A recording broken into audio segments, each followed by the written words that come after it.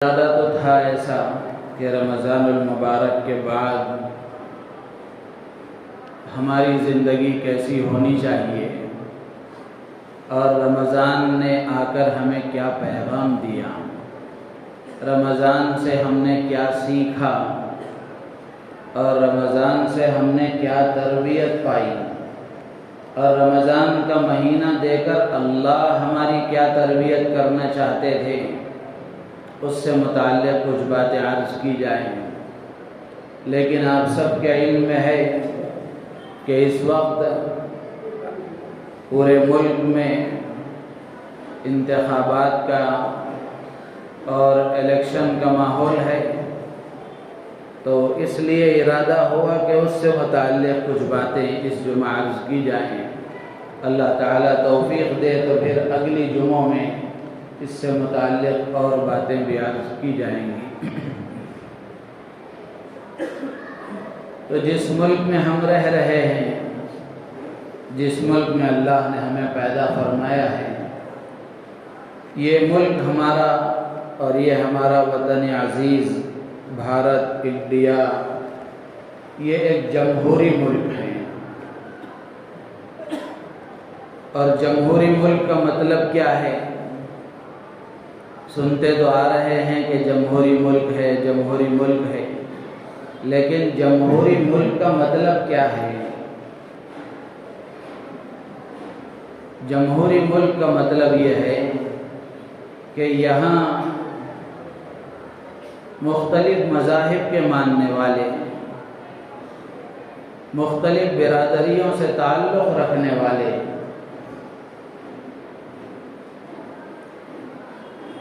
اور ہر مذہب والے کو اپنے مذہب کے مطابق عمل کرنے کا پورا اختیار، اور یہاں جو حکومت ہوگی اس حکومت کا کوئی مذہب نہیں ہوگا، یعنی حکومت کسی ایک مذہب کی پابند نہیں ہوگی اور کسی ایک رنگ میں رنگی ہوئی نہیں ہوگی، بلکہ یہ ہمارا ملک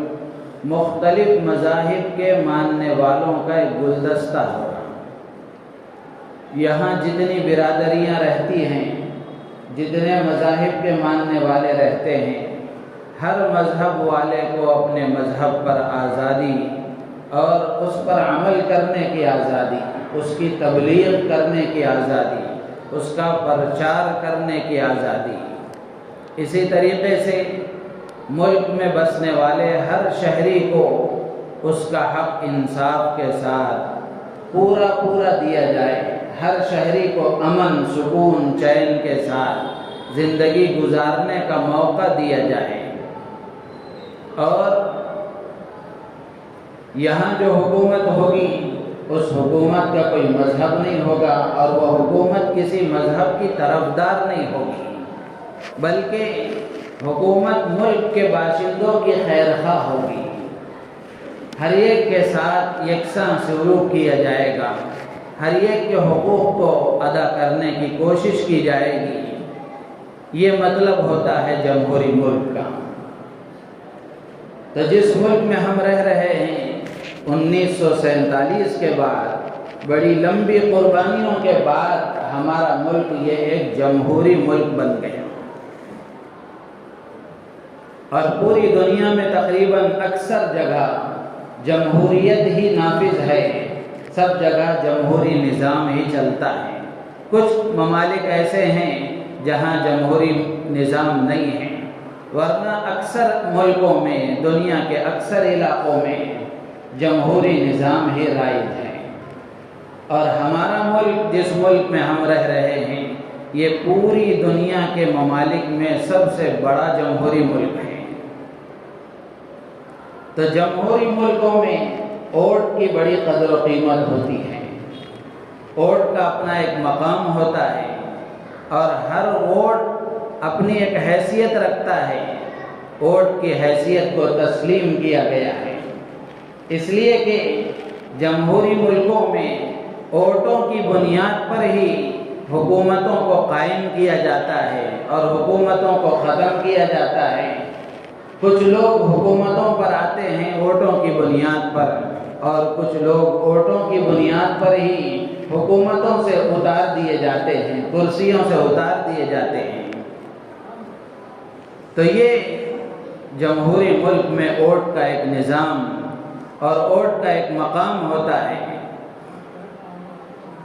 1951 میں جو قانون بنایا گیا، اس قانون کے اعتبار سے ملک میں بسنے والے باشندوں میں حق رائے دہی کا استعمال، ووٹ ڈالنے کا اختیار، اس کے لیے عمر 21 سال تھی۔ جو بھی 21 سال کا ہوگا، وہ مرد ہو کہ عورت ہو، اس کو ملک میں ووٹ ڈالنے کا اختیار تھا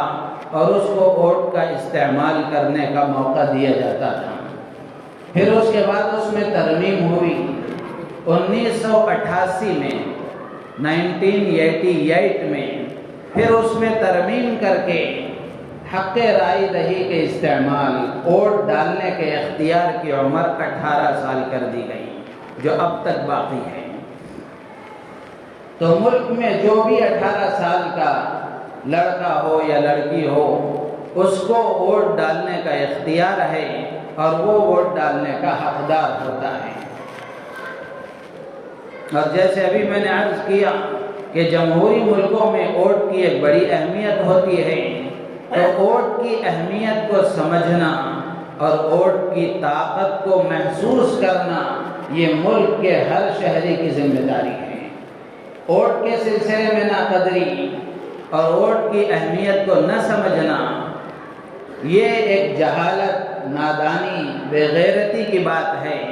اور ذمہ داری کے احساس نہ ہونے کی بات ہے۔ ایک غیر ذمہ دارانہ سلوک ہے کہ آدمی ووٹ کی اہمیت کو نہ سمجھے، اپنے ووٹ کی طاقت کو نہ سمجھے۔ ایک ووٹ بھی اپنے اندر طاقت رکھتا ہے، ہر آدمی کے ایک ایک ووٹ کی بھی بڑی قیمت ہے۔ علامہ اقبال رحمۃ اللہ علیہ نے فرمایا تھا، افراد کے ہاتھوں میں ہے اقوام کی تقدیر، افراد کے ہاتھوں میں ہے اقوام کی تقدیر، ہر فرد ہے ملت کے مقدر کا ستارہ، ہر فرد ہے ملت کے مقدر کا ستارہ۔ تو ایک ایک ووٹ کی بھی اس میں علامہ اقبال رحمۃ اللہ علیہ نے ہر آدمی کو انفرادی طور پر اس کی طاقت کو سمجھایا ہے، اس کی اہمیت کو بتایا ہے کہ کوئی آدمی بھی یہ نہ سمجھے کہ اگر میں ووٹ نہ ڈالوں تو کیا نقصان ہو جائے گا، میرے ایک ووٹ سے کیا ہونے والا ہے۔ نہیں، ہر آدمی کو اپنے ووٹ کی طاقت کو سمجھنا چاہیے، اپنے ووٹ کی اہمیت کو سمجھنا چاہیے۔ یہ بالکل غیر ذمہ داری کی بات ہوتی ہے، نادانی اور ناسمجھی اور غیر دانشمندانہ بات ہوگی کہ آدمی یہ سوچے کہ میں ووٹ نہ ڈالوں تو کیا ہوگا اور میرے ایک ووٹ سے کیا ہوگا۔ پچھلی تاریخ میں ایسے بے شمار واقعات پیش آ چکے ہیں کہ ایک ووٹ سے کوئی آدمی جیت گیا، ایک ووٹ سے کوئی ہار گیا۔ تو ایک ووٹ بھی اپنے اندر طاقت رکھتا ہے۔ تو اس لیے جمہوری ملک میں ہم رہتے ہیں، تو اس میں دستور نے، اور جمہوری ملک ایک دستور، ایک آئین اور ایک قانون کے تحت چلتا ہے۔ ہمارا ملک، جس ملک میں ہم رہ رہے ہیں، یہ ملک بھی ایک قانون کے تحت چلتا ہے اور اس قانون اور اس دستور نے ہمیں پورا اختیار دیا ہے کہ ہم اپنے ووٹ کا استعمال کریں، اپنے ووٹ کو ڈالنے کی کوشش کریں، ووٹ کو ضائع نہ کریں، اس کی پوری اہمیت کو اپنے اندر پیدا کریں۔ اور اسی طریقے سے ووٹ یہ کوئی دنیاوی معاملہ نہیں ہے کہ آدمی جیسا چاہے اس کا استعمال کر لے، جیسا جی میں آئے اس کا استعمال کر لے، کہ دل میں آیا تو ووٹ ڈال دیا، دل میں نہ آیا تو ووٹ نہ ڈالا۔ کاہلی اور سستی کی بنیاد پر، ذمہ داری کے احساس کی کمی کی بنیاد پر، غفلت کی بنیاد پر آدمی نے اپنا ووٹ ضائع کر دیا، ایسا نہیں ہے، بلکہ یہ ووٹ ایک قومی فریضہ بھی ہے، ملکی فریضہ بھی ہے، ملکی باشندہ ہونے کی حیثیت سے ایک ذمہ داری بھی ہے، اسی کے ساتھ ساتھ ایک شرعی فریضہ بھی ہے۔ ایک شرعی فریضہ بھی ہے۔ ووٹ کی کیا حیثیت ہے شریعت میں؟ حضرت مفتی شفیع صاحب رحمۃ اللہ علیہ نے لکھا ہے کہ ووٹ کی 3 حیثیتیں ہیں۔ ووٹ کی 3 حیثیتیں ہیں۔ ایک حیثیت ووٹ کی ہے شہادت اور گواہی کی، ایک حیثیت ووٹ کی ہے سفارش اور شفاعت کی، اور ایک حیثیت ووٹ کی ہے وکالت کی۔ یہ 3 حیثیتیں ہیں ووٹ کی۔ پہلی حیثیت ہے شہادت اور گواہی کی، یعنی آدمی جس کے حق میں اپنا ووٹ استعمال کرتا ہے، در حقیقت وہ یہ گواہی دیتا ہے کہ جس امیدوار کے حق میں وہ اپنا ووٹ ڈال رہا ہے، اس کے حق میں وہ یہ گواہی دیتا ہے کہ یہ خیر خواہ ہے، ملک کے حق میں بہتر ہے، اور ملک کے باشندوں کے حق میں بھلا کرنے والا ہے، اور یہ ملک کا خیر خواہ ہے، یا کم سے کم جتنے امیدوار ہیں ان میں یہ کچھ نہ کچھ تو لائق اور مناسب ہے۔ تو آدمی اپنے ووٹ استعمال کر کے امیدوار کے حق میں اپنی گواہی دیتا ہے، شہادت پیش کرتا ہے۔ تو اس اعتبار سے یہ ووٹ ایک گواہی اور شہادت ہوئی۔ تو جب اس کی حیثیت گواہی اور شہادت کی ہوئی تو قرآن و حدیث کی روشنی میں شریعت میں ووٹ کے یہ شہادت اور گواہی کے جتنے احکامات ہیں وہ سارے احکامات ووٹ پر بھی جاری ہوں گے، اور گواہی سے متعلق، شہادت سے متعلق شریعت میں جو رہبری کی گئی ہے، جو احکامات دیے گئے ہیں، وہ سارے احکامات ووٹ پر بھی جاری ہوں گے۔ گواہی کے متعلق قرآن میں اللہ تبارک و تعالی نے سورہ طلاق میں ارشاد فرمایا وَأَقِيمُوا الشَّهَادَةَ لِلَّهِ، اللہ کے خاطر، اللہ کے خاطر سیدھی سیدھی صحیح صحیح گواہی دیا کرو۔ ایک اور جگہ اللہ تعالیٰ نے ارشاد فرمایا، غالباً سورہ نساء میں اللہ تعالیٰ فرماتے ہیں، ایمان والوں سے خطاب کر کے فرماتے ہیں یا ایھا الذین آمنوا کونوا قوامین للہ شہداء بالقسط، کہ اے ایمان والو اللہ کا حق ادا کرنے والے اور انصاف کے ساتھ گواہی دینے والے بن جاؤ۔ تو یہ گواہی دینا، جہاں گواہی دینے کی ضرورت ہو وہاں گواہی دینا آدمی کے لیے واجب ہے۔ اللہ نے حکم کے انداز میں امر کے ساتھ ارشاد فرمایا کہ وَأَقِيمُوا الشَّهَادَةَ لِلَّهِ، کہ اللہ کے لیے تم سیدھی سیدھی گواہی دیا کرو۔ تو اب ووٹ بھی ایک گواہی ہے، تو جہاں ووٹ ڈالنے کا موقع آئے، ووٹ دینے کا موقع آئے، تو ووٹ کا ڈالنا بھی ضروری اور لازم ہے، اس لیے کہ وہ بھی ایک شہادت اور گواہی ہے۔ اور گواہی کے متعلق قرآن میں اللہ تعالیٰ نے دوسری جگہ فرمایا، ایک جگہ تو اللہ تعالیٰ نے مثبت انداز میں، حکم کے انداز میں فرمایا کہ گواہی دو، گواہی دیا کرو، اور دوسری جگہ اللہ تعالیٰ نے سورہ بقرہ میں فرمایا وَلَا تَكْتُمُوا الشَّهَادَةَ، گواہی کو چھپایا نہ کرو۔ گواہی کو چھپانا یہ جرم ہے، گناہ ہے۔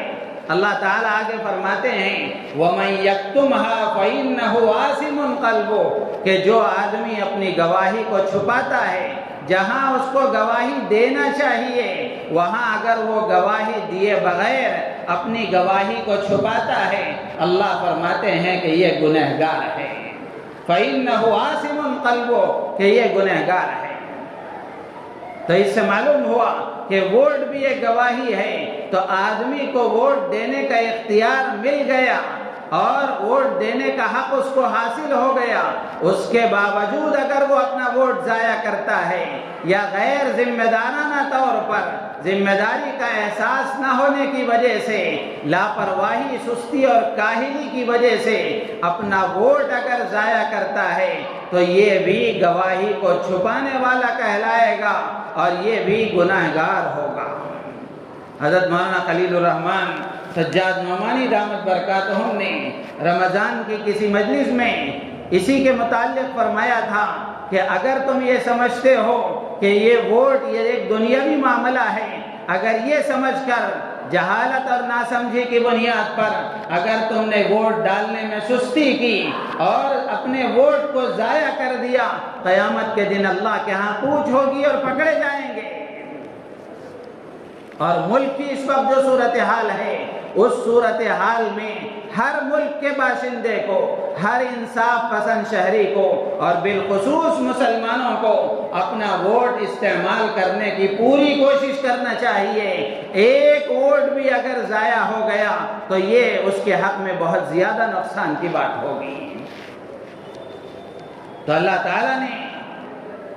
گواہی دینے کا حکم فرمایا، گواہی کو چھپانے سے منع فرمایا۔ اسی طریقے سے جہاں صحیح گواہی دینا ضروری ہے، صحیح گواہی کو چھپانا ناجائز اور غلط چیز ہے، اسی طریقے سے جھوٹی گواہی دینا یہ بھی حرام ہے۔ اللہ کے نبی علیہ السلام کے بارے میں حضرت ابو بکر رضی اللہ تعالیٰ عنہ وہ فرماتے ہیں، اللہ کے نبی علیہ السلام نے ارشاد فرمایا، الا انبئکم باکبر الکبائر، قلنا بلا یا رسول اللہ۔ اللہ کے نبی علیہ السلام نے ایک مرتبہ صحابہ سے فرمایا، الا انبئکم باکبر الکبائر، کیا میں تمہیں بڑے بڑے گناہ نہ بتاؤں؟ بڑے گناہوں میں بھی سب سے بڑے گناہ، کبائر کا مطلب بڑے گناہ، اکبر الکبائر کا مطلب بڑے گناہوں میں بھی جو سب سے بڑے گناہ ہیں۔ اللہ کے نبی نے پوچھا کہ کیا میں تمہیں اکبر الکبائر نہ بتاؤں؟ صحابہ نے فرمایا، بلا یا رسول اللہ، اے اللہ کے نبی ضرور ارشاد فرمائیں۔ اللہ کے نبی علیہ السلام نے فرمایا، الاشراک باللہ، اللہ کے ساتھ کسی کو شریک ٹھہرانا، اللہ کی ذات میں شرک کرنا، اللہ کی صفات میں شرک کرنا، کسی کو شریک ٹھہرانا، یہ اکبر الکبائر ہے۔ اور اسی طرح اللہ کے نبی نے فرمایا، وعقوق الوالدین، ماں باپ کی نافرمانی کرنا، ماں باپ کو ستانا، ان کا دل دکھانا، ان کو پریشان کرنا، ان کو خوش کرنے کی کوشش نہ کرنا، یہ بھی اکبر الکبائر میں ہے، بڑے گناہوں میں بھی سب سے بڑے گناہ۔ اور پھر اللہ کے نبی علیہ السلام کے بارے میں راوی حدیث حضرت ابو بکر رضی اللہ تعالیٰ عنہ فرماتے ہیں، اللہ کے نبی علیہ السلام ٹیک لگا کر بیٹھے ہوئے تھے،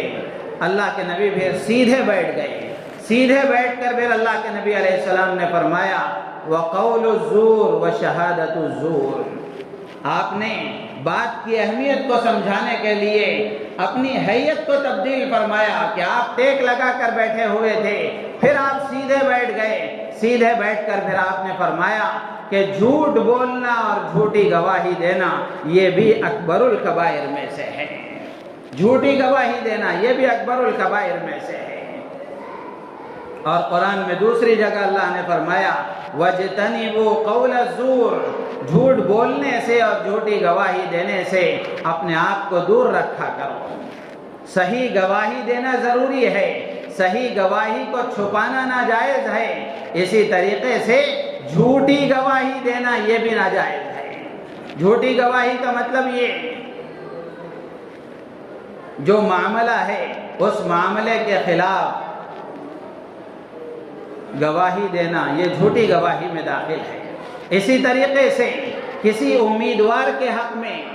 کسی ایسے امیدوار کے حق میں ووٹ دینا کہ جو ملک کے حق میں، ملت کے حق میں، انسانیت کے حق میں اور لوگوں کے حق میں، ملک میں بسنے والی برادریوں کے حق میں مفید نہیں ہے، بہتر نہیں ہے، وہ ملک کا خیر خواہ نہیں ہے، ایسے آدمی کے حق میں محض تعلق کی بنیاد پر، دوستی کی بنیاد پر، رشتہ داری کی بنیاد پر یا کسی اور تعلق کی بنیاد پر آدمی اگر کسی ایسے امیدوار کو ووٹ دیتا ہے جس کے لیے ووٹ دینا مناسب نہیں ہے تو یہ بھی علماء نے لکھا ہے کہ جھوٹی گواہی میں داخل ہے، جھوٹی گواہی میں داخل ہے۔ تو اس لیے آدمی کو ووٹ ڈالنے سے پہلے سوچنا چاہیے کہ وہ اپنے ووٹ کا استعمال کس کے حق میں کر رہا ہے۔ تو اس لیے ایسے امیدوار کے حق میں اپنے ووٹ کا استعمال کرنا کہ جو ملک کے لیے مفید نہیں ہے، ملک کا خیر خواہ نہیں ہے، ملک کے باشندوں کے حق میں مفید نہیں ہیں، محض کسی تعلق کی بنیاد پر اس کے حق میں اپنے ووٹ کا استعمال کرنا یہ بھی جھوٹی گواہی میں داخل ہے۔ تو اس لیے بے غرض ہو کر آدمی کو اپنے ووٹ کا استعمال کرنا چاہیے۔ اسی طریقے سے رشوت لے کر گواہی دینا یہ بھی حرام ہے۔ اسی طریقے سے رشوت لے کر، پیسے لے کر ووٹ دینا، اپنے ووٹ کو بیچنا، یہ گواہی کو بیچنے کی طرح ہوا، یہ بھی ناجائز اور حرام ہے۔ ہوتا ہے کہ جو امیدوار ہوتا ہے ووٹ سے پہلے، ووٹنگ سے پہلے وہ مختلف محلوں کا دورہ کرتے ہیں اور 500 1000 2-4 ہزار روپیہ ہاتھ میں لگا دیتے ہیں اور لوگ خوشی خوشی اس کو لے کر نعمت غیر مترقبہ سمجھ کر اس کو استعمال کر لیتے ہیں، جبکہ ان پیسوں کا استعمال کرنا حرام ہے، ان پیسوں کو لینا حرام اور ناجائز ہے۔ لیکن کتنے مسلمان ہیں جو اس میں مبتلا ہیں؟ تو رشوت لے کر گواہی دینا یا اپنے ووٹ کو بیچنا یہ بھی ناجائز اور حرام ہے۔ اسی طریقے سے کچھ لوگوں کی سوچ یہ ہوتی ہے اور ووٹ ڈالنے کے لیے وہ انتظار کرتے ہیں کہ امیدوار کی طرف سے ان کی گاڑی آئے یا وہ کچھ سواری کا انتظام کریں تو ان کی طرف سے سواری آئے گی یا وہ کوئی انتظام کریں گے تو اس میں بیٹھ کر جا کر ہم اپنے ووٹ کا استعمال کریں گے، یہ بھی صحیح نہیں ہے۔ اس لیے کہ ووٹ ڈالنا یہ ہمارا حق ہے، ہماری ذمہ داری ہے، ہمیں خود جا کر، ہمیں خود اپنے آپ اپنے طور پر اپنے ووٹ کا استعمال کرنا چاہیے، کسی کے سواری کا یا کسی دوسرے کے انتظام کا انتظار نہیں کرنا چاہیے۔ اسی طریقے سے کچھ لوگوں کی سوچ یہ ہوتی ہے کہ امیدوار براہ راست آ کر ہم سے ملاقات کرے اور وہ ہم سے درخواست کرے کہ ہم ووٹ اس کے حق میں دیں، وہ اس انتظار میں رہتے ہیں۔ اگر وہ امیدوار آ کر نہیں ملتا، ملاقات نہیں کرتا تو اب یہ اس کے حق میں ہم ووٹ کا استعمال نہیں کریں گے اس لیے کہ وہ ہمارے پاس نہیں آیا۔ یہ سوچ بھی غلط ہے، اس لیے کہ گواہی دینے کے معاملے میں اللہ کے نبی علیہ الصلاۃ والسلام نے ایک روایت میں ارشاد فرمایا، مسلم شریف کی روایت ہے، اللہ کے نبی علیہ الصلاۃ والسلام فرماتے ہیں، الا اخبرکم بخیر الشہداء، کیا میں تمہیں بہترین گواہ کون ہے بتاؤں؟ پھر اللہ کے نبی نے فرمایا، الذی یأتی بشہادتہ قبل ان یسألها، بہترین گواہ وہ ہے جس سے مطالبے سے پہلے وہ اپنی گواہی کو پیش کر دے، اس سے مطالبہ کرنے سے پہلے وہ اپنی گواہی کو پیش کر دے تو یہ بہترین گواہ ہے۔ آپ نے اس چیز کو دیکھا ہے یا اس معاملے کے آپ چشمدید گواہ ہیں تو آپ کی ذمہ داری بنتی ہے انصاف کے قیام کے لیے، ظلم کے خاتمے کے لیے، یا جو حقدار ہے اس حقدار کو حق ملنے کے لیے آپ اپنی گواہی کا استعمال کریں، گواہی دیں۔ ایسا نہیں کہ اس کی طرف سے کوئی بلاوا آئے یا پھر وہ کوئی انتظام کرے تو اس کا انتظار کرے، ایسا نہیں ہے۔ تو اللہ کے نبی فرماتے ہیں بہترین گواہ وہ ہے کہ اس سے مطالبے سے پہلے وہ اپنی گواہی کو پیش کر دے۔ تو اسی طریقے سے بہترین ووٹر وہ ہے جو اپنے ووٹ کا از خود استعمال کرے، خود ہی استعمال کرے، کسی کے مطالبے کا انتظار نہ کرے۔ تو اس لیے میرے عزیز و دوست بزرگوں، اپنے ووٹ کو بیچنا یا ووٹ کے مقابلے میں نوٹ لینا، رشوت لینا، یہ بالکل ناجائز اور حرام ہے۔ اس پیسے کا استعمال ناجائز اور حرام ہے، اس سے اپنے آپ کو بچانا چاہیے۔ تو یہ ووٹ کی ایک حیثیت ہوئی کہ شہادت اور گواہی ہے، تو گواہی کے جتنے احکامات ہوں گے وہ سارے احکامات کسی پر بھی لاگو ہوں گے۔ تو ایک چیز یہ ہوئی، تو اس سے معلوم ہوا کہ ووٹ ایک شرعی فریضہ بھی ہے، صرف ملکی فریضہ، قومی فریضہ نہیں بلکہ ایک شرعی ذمہ داری بھی ہے۔ اسی طرح لکھا ہے کہ ووٹ کی دوسری حیثیت امانت کی نہیں، ووٹ کی دوسری حیثیت یہ سفارش کی، شفاعت کی ہے، سفارش اور شفاعت کی ہے۔ یعنی آدمی جس امیدوار کے حق میں اپنے ووٹ کا استعمال کر رہا ہے، در حقیقت وہ یہ سفارش کر رہا ہے اور یہ سفارش کرتے ہوئے ریفرنس کر رہا ہے کہ جس کے حق میں میں اپنے ووٹ کا استعمال کر رہا ہوں یہ امانت دار ہے، دیانت دار ہے، خیر خواہ ہے، ملک کے باشندوں کے حق میں مفید ہے، یا پھر جتنے امیدوار ہیں ان امیدواروں میں یہ تھوڑا بہت مناسب اور لائق ہے۔ اور سفارش کے معاملے میں بھی شریعت کے جو احکامات ہیں وہ احکامات اس پر بھی لاگو ہوں گے۔ سفارش کے معاملے میں شریعت کیا کہتی ہے؟ قرآن میں اللہ تعالیٰ فرماتے ہیں مَن یشفع شفاعة حسنة یکن لہ نصیب منہا۔ اللہ تعالیٰ فرماتے ہیں کہ جو آدمی اچھی سفارش کرتا ہے، صحیح سفارش کرتا ہے تو اس میں سے اس کو بھی حصہ ملتا ہے۔ صحیح سفارش کرنے کے نتیجے میں اس میں سے اس کو بھی حصہ ملتا ہے۔ اس کا مطلب یہ ہے کہ آدمی نے کسی کے حق میں سفارش کی اور اس کے سفارش کرنے کے نتیجے میں جس کے حق میں اس نے سفارش کی ہے اس کو عہدہ ملا، منصب ملا، اور اس نے اس عہدے اور منصب کا صحیح استعمال کر کے اچھے کام کیے، بھلے کام کیے، خیر کے کام کیے، تو جہاں اس کو ان خیر کے کاموں کا ثواب ملے گا وہیں سفارش کرنے والے کو بھی اس کا اجر و ثواب ملے گا۔ آپ نے اپنے ووٹ کا استعمال صحیح آدمی کے حق میں کیا، اس کو اقتدار ملا، اور اس نے اپنے اقتدار کا اور اپنی حکومت کا صحیح استعمال کر کے، اپنے منصب کا، عہدے کا صحیح استعمال کر کے اس نے اچھے کام کیے، انسانیت کا بھلا سوچا اور لوگوں کو نفع پہنچانے کی اس نے کوشش کی، تو جتنے اچھے کام وہ کرے گا ان اچھے کاموں میں ثواب میں آپ بھی برابر کے شریک رہیں گے۔ اچھی سفارش کرنے والے کو بھی اس کا اجر و ثواب ملے گا۔ اس کے مقابلے میں اللہ فرماتے ہیں مَن یشفع شفاعة سیئة یکن لہ کفل منہا، کہ جو بری سفارش کرے گا اس کا وبال اس کو بھی ملے گا۔ تو آپ نے ایسے امیدوار کے حق میں ووٹ کا استعمال کیا کہ اس کے حق میں ووٹ کا استعمال کرنے کے نتیجے میں اس کو اقتدار ملا، اس نے بجائے انصاف کے ظلم کیا، لوگوں کی حق تلفی کی، اور اس نے غلط کام کیے، لوگوں کے حقوق دبائے اور لوگوں کو نقصان پہنچایا، ظلم کیا، تو ان برے کاموں کا نقصان، ان برے کاموں کا وبال جہاں اس کو ہوگا وہیں بری سفارش کرنے والے کو بھی ہوگا۔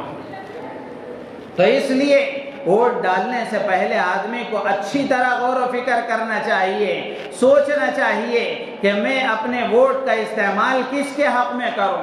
ووٹ ایسے آدمی کو اور ایسے امیدوار کو دینا چاہیے کہ جو ملک کا خیر خواہ ہو، یا پھر کم سے کم آخری درجے میں اپنے جتنے امیدوار کھڑے ہیں ان امیدواروں میں اس کا کچھ نہ کچھ وہ ووٹ کے لائق اور مناسب ہو۔ ایسے امیدوار کے حق میں اپنے ووٹ کا استعمال کرنا چاہیے، اس لیے کہ ووٹ کی ایک حیثیت امانت سفارش کی ہے، شفاعت کی ہے، اور اچھی سفارش پر اجر و ثواب ملتا ہے اور بری سفارش پر وبال میں بھی برابر کا آدمی شریک رہتا ہے۔ تو اس لیے بہت سوچ سمجھ کر، بہت دانش مندی کے ساتھ، بہت ہی ہوشیاری کے ساتھ، اپنی عقل کا استعمال کرتے ہوئے بہت سوچ سمجھ کر ووٹ کا استعمال کرنا چاہیے۔ اور تیسری حیثیت لکھی ہے کہ ووٹ کا استعمال وکالت ہے۔ آدمی جس امیدوار کے حق میں ووٹ کا استعمال کر رہا ہے گویا وہ ملک کے اجتماعی معاملات میں، اپنے علاقے کے اجتماعی معاملات میں امیدوار کو گویا وہ اپنا وکیل بنا رہا ہے، اپنا وکیل بنا رہا ہے۔ اور وکالت اور وکیل بنانا، اس کے سلسلے میں شریعت کے جو احکامات ہیں وہ احکامات اس پر بھی جاری ہوں گے۔